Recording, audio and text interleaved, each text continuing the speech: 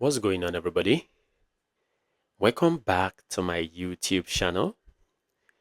Let's solve this math question, which says find the values of x for which x plus 3 all raised to the 6 is equal to 2 to the 6. Well, our first step will be for us to move 2 to the 6 to the left-hand side. So on the left, I've got x plus 3 all raised to the 6.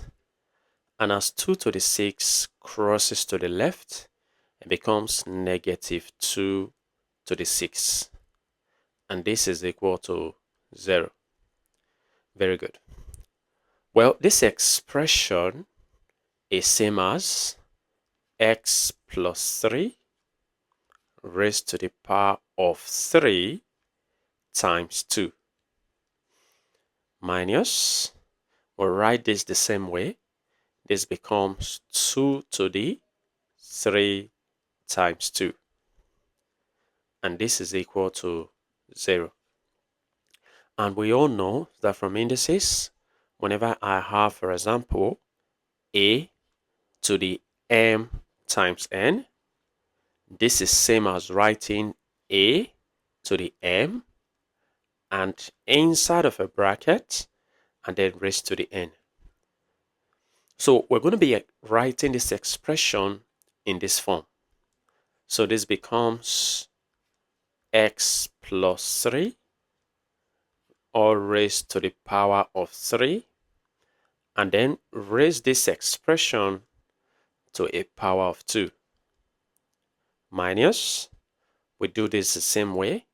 So this becomes 2 to the 3, and then raised to the power of 2 outside of the bracket.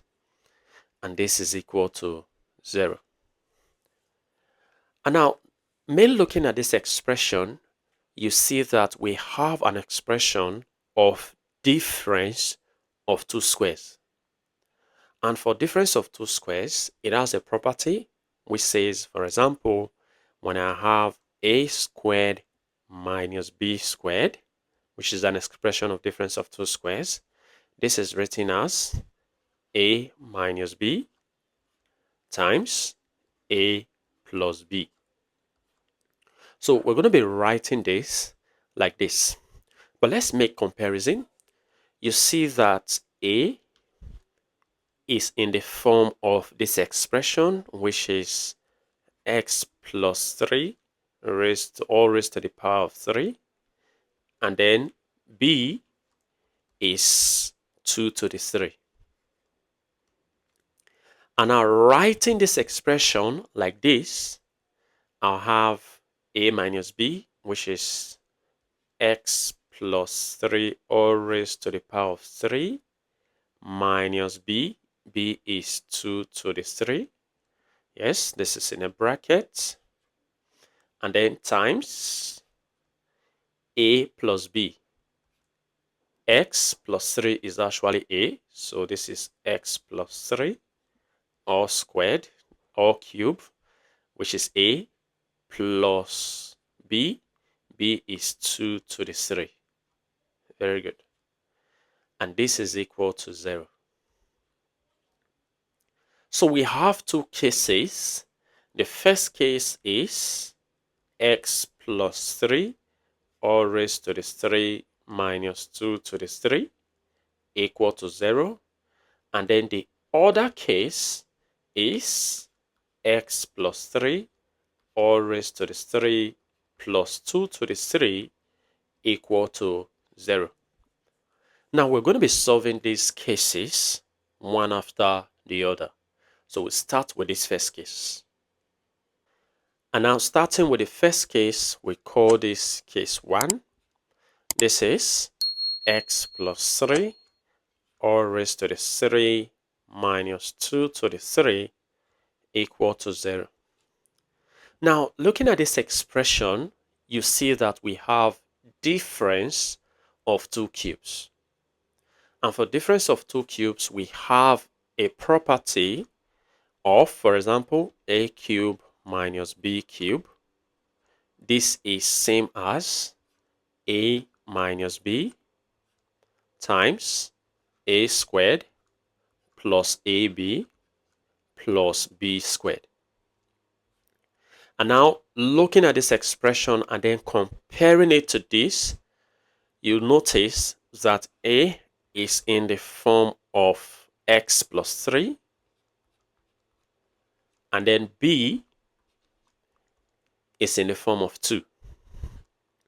And now writing this like this, we're going to have a minus b. So a is x plus 3 minus b. B is 2.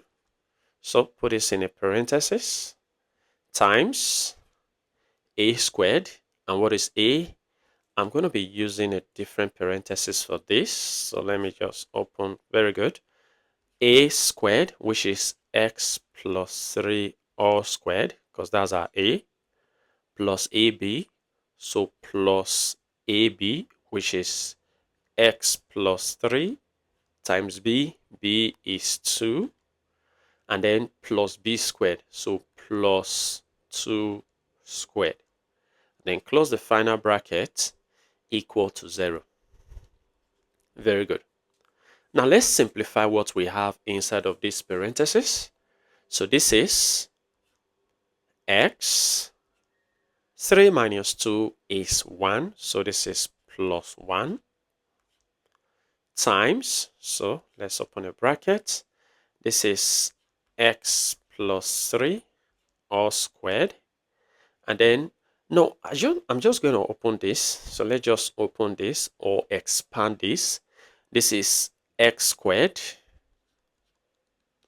and then plus x times 3 times 2, that's 6x, and then plus 3 squared is 9. So that's the expansion of this, plus, now let's expand this as well. So x times 2 is 2x, plus 3 times 2 is 6, plus 2 squared is 4. Very good. And this is equal to 0. And now simplifying further, we have x plus 1 times, this is x squared. Now let's add up like terms. 6x plus 2x, that's 8x, so plus 8x. And then 9 plus 6, 9 plus 6 is 16, plus 4 is 20, so this is plus 20. And then close bracket equal to 0. So we have two cases here. The first case is we have x plus 1 to be equal to 0. And then the second case is x squared plus 8x plus 20 equal to 0. So we're going to go with this first case first. This is a subliminal first case, you know. So go with the first case. Let me just call this case 1. Good. For case 1, we have x plus 1 equal to 0. And to get the value for x here, we subtract 1 from both sides. So subtract 1 from the left and also subtract 1 from the right. All right? So that we have x, and then plus 1 minus 1 cancel out, equal to, then 0 minus 1 is minus 1. So we've got a real solution for x from our first case, which is x equal to negative 1. Now let's pay attention to our second case. Well, this is a quadratic equation. All right, so now let's go with our second case. We call this case 2. So for our case 2, we have x squared plus 8x plus 20 equal to 0. Well, this quadratic equation cannot be factorized, so we're going to be using the quadratic formula to solve this. Our a is the coefficient of x squared, and that's 1. Our b is the coefficient of x, and that's 8. And our c is the constant term, which is 20. And now since we're looking for x, the quadratic formula will be negative b plus or minus the square root of b squared minus 4ac all over 2a. Now let's substitute into this quadratic formula. So x will be negative b, so negative b is 8 plus or minus the square root of b squared, that's 8 squared, minus 4 times a times c, so 4 times a is 1, times c is 20, all over 2 times a, that's 2 times 1. Good. So this makes x to be, simplifying further, we have negative 8 plus or minus the square root of 8 squared is 64 minus 4 times 1 times 20 is 80 all over 2 times 1 is 2. And now this simplifies further into negative 8 plus or minus the square root of 64 minus 80 is actually negative 16 all over 2. Well, I'm going to be simplifying this negative 16 inside of this radical. So this is x becomes negative 8 plus or minus the square root of negative 16 is same as 16 times negative 1 all over the denominator 2. Now I'll be separating what I have here. So this is negative 8 plus or minus. This can be written as the square root of 16 times the square root of negative 1 all over 2. And as we all know, the square root of 16 is 4 and the square root of negative 1 is iota. So this simplifies into x equal to negative 8 plus or minus. So the square root of 16 is 4, square root of negative 1, iota. So 4 times iota is 4i. Very good. All over 2. Now, we can't just stop here. We're going to factorize the numerator. Now, notice that 4 is actually common on the numerator. So we have to factor out 4. So x will then be factor out 4, open bracket, negative 8 divided by 4. I'm going to have negative 2 plus or minus 4i divided by 4, I have I all over 2. So 4 divided by 2, I'll be having 2. But let's just say it like this. 2 divided by 2 is 1. 4 divided by 2 is 2. So making x to be 2 times negative 2 plus or minus I. Well, there are actually two solutions for x here, which is, remember we've got one solution before. So this is going to be the second solution, which is 2 times negative 2. I'm going to go with the plus first, plus I. And then the other solution for x, which is going to be the third solution, is 2 times negative 2. This time go with the negative minus I. So these are complex solutions. Remember, we've got one real solution, and now we have two complex solutions. Now this takes us to case 2. So our case 2, do you still remember our case 2? Our case 2 is x plus 3 all raised to the power of 3 plus 2 to the 3 equal to 0. Now notice that this is an expression of sum of two cubes. For sum of two cubes, it has property. For example, when I have a cube plus b cube, this is same as a plus b times a squared minus ab plus b squared. So we're going to be solving this and writing this in terms of this. And now by comparing, we see that a is in the form of x plus 3, and then b is in the form of 2. Now let's write it in this form. This is a plus b, which is x plus 3. That's a plus b. B is 2.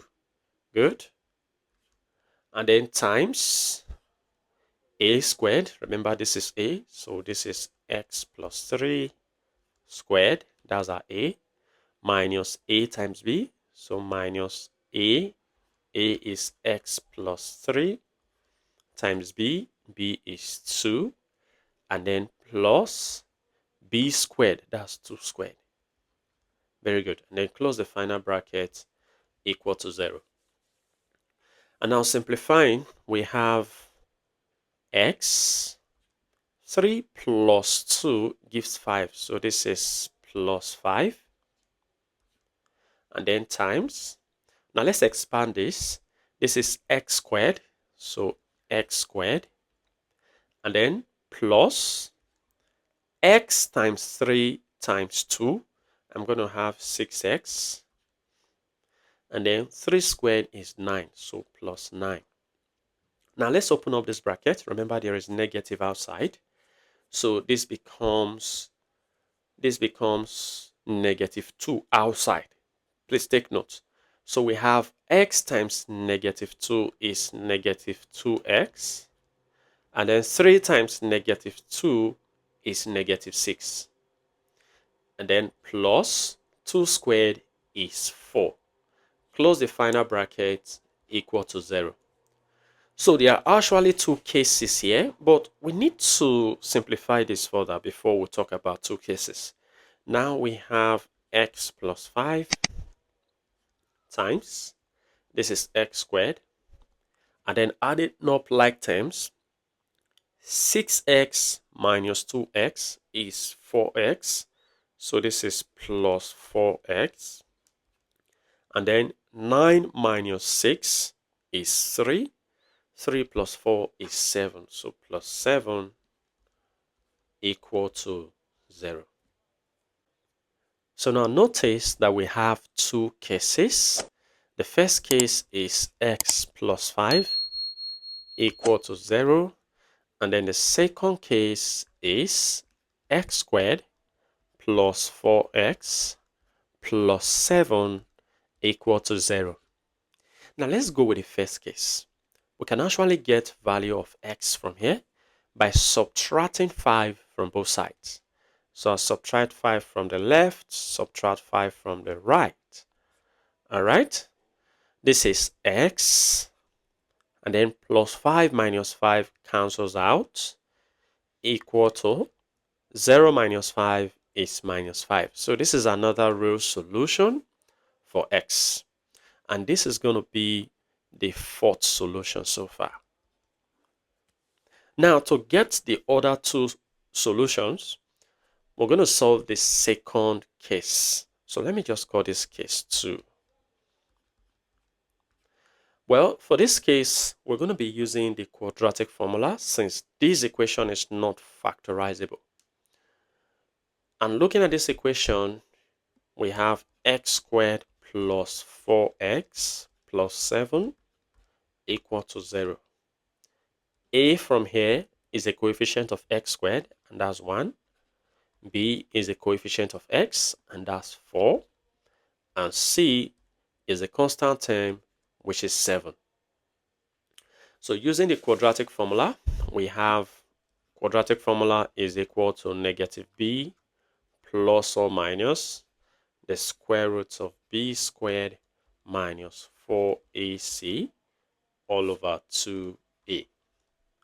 Now let's substitute into this quadratic formula. So we have x to be negative b, that's negative 4. So negative 4 plus or minus the square root b squared, that's 4 squared, and then minus 4 times A times C. So 4 times A is 1, times C is 7. Very good. All over 2A.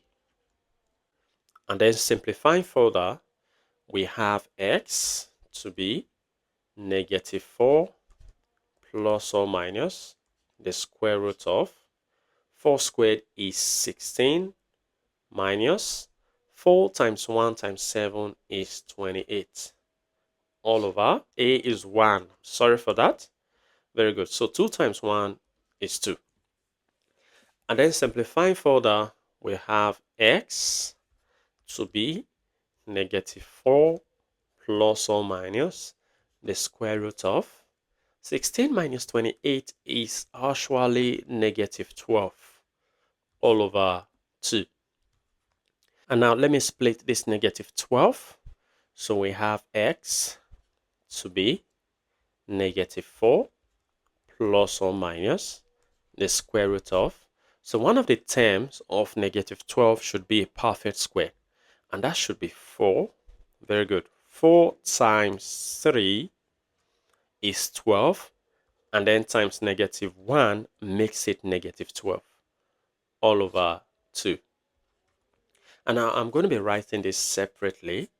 So x will be negative 4 plus or minus.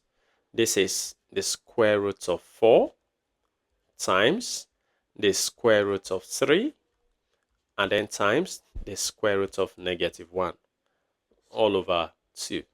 Very good. And we all know that the square root of 4 is 2. So this simplifies into x equal to negative 4 plus or minus.